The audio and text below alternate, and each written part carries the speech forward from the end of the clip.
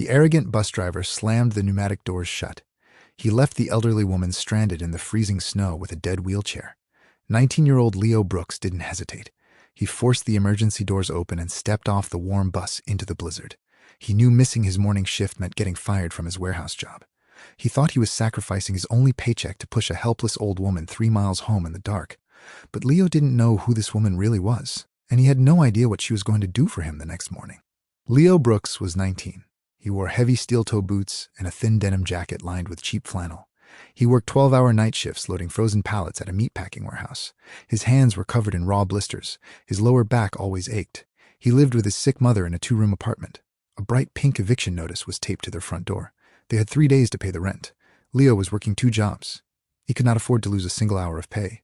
It was 4 in the morning. A brutal winter storm hammered the city. Leo sat in the back of the heated city bus, trying to stay awake for his second shift. The bus stopped at a snow-covered curb. Margaret Whitmore sat on the icy sidewalk. She was 75 years old. She sat in a massive 400-pound electric wheelchair. The freezing temperatures had killed the lithium battery. The chair was dead. The bus driver was a heavy-set man named Frank. He wore a warm, insulated coat. He held a steaming thermos of coffee. Frank opened the doors. The freezing wind blew inside. Margaret asked him to lower the hydraulic ramp so she could board. Frank looked down at her. He sneered. He took a slow sip of his coffee. He told her the ramp was frozen. It was a lie. Leo could see the green hydraulic ready light shining brightly on the dashboard. Frank didn't care. He told the old woman she was a liability. He complained that she was ruining his route times. He didn't offer to call dispatch. He didn't offer to help. He just pulled the lever. The doors slammed shut right in Margaret's face. Frank hit the gas. He smirked in his rearview mirror as he drove away. Leo stood up. He yelled at Frank to stop. Frank ignored him and turned up the radio. Leo didn't ask a second time. He walked to the rear doors. He reached up and ripped the red emergency release handle down. The air pressure hissed loudly. Leo shoved the heavy doors open and jumped out into the freezing slush. The bus drove away. Leo was alone with Margaret in the dark. The wind cut straight through his thin jacket.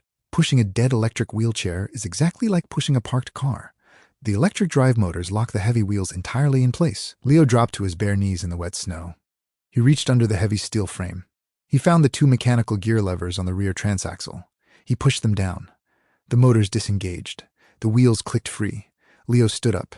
He grabbed the rubber handles. He leaned his weight forward. He pushed. He pushed 400 pounds of steel and a 75-year-old woman 3 miles through unplowed city streets. The snow soaked through the leather of his boots. His bare fingers went completely numb. The muscles in his legs burned like fire. He didn't stop. 2 hours later, they reached Margaret's house. It was not a small house. It was a massive, gated stone estate at the edge of the city. Leo pushed her up the cleared driveway. He made sure she was safe inside the heavy oak front doors. He didn't ask for money. He didn't ask for a towel. He just turned around and walked back into the snow. He pulled his cracked cell phone from his pocket. The screen was freezing over. He had 3 missed calls. He had 1 voicemail. It was from Carl, the warehouse manager. Carl was screaming. He told Leo he was 2 hours late. He told Leo he was fired. Leo stood on the empty sidewalk. The snow covered his boots. He had no job. He had no rent money. He was completely ruined. The next morning, the winter sun hit the large windows of the stone estate. Margaret Whitmore sat at a long mahogany dining table. She drank hot tea from a porcelain cup. She was not a helpless old woman. She was the retired founder and CEO of Whitmore Transit. She had built the largest shipping and logistics empire in the state. She owned hundreds of commercial trucks, warehouses, and freight contracts. She hated bullies. And she never forgot a debt. She picked up a silver pen. She made 1 phone call to her corporate lawyers. At noon, a black town car pulled into the loading dock of the meatpacking warehouse. Carl stood on the concrete dock holding a clipboard. He yelled at a worker. Then he stopped. Margaret Whitmore rolled her fully charged wheelchair down the vehicle ramp of the town car. She held a manila folder in her lap. Carl tried to smile. He tried to shake her hand. Margaret ignored him. She handed him the folder.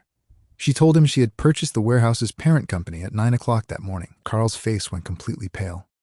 Margaret didn't raise her voice. She fired him on the spot. She told him to drop his clipboard and get off her property.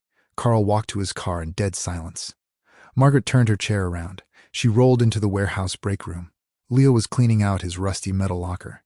Margaret told him to put his coat down. She didn't offer him his terrible job back. She told him she saw how quickly he figured out the mechanical transaxle gears on her chair in the dark. She handed him a sealed white envelope. It contained a full-ride mechanical engineering scholarship, fully paid for by her private foundation. She told him she wanted him to go to school.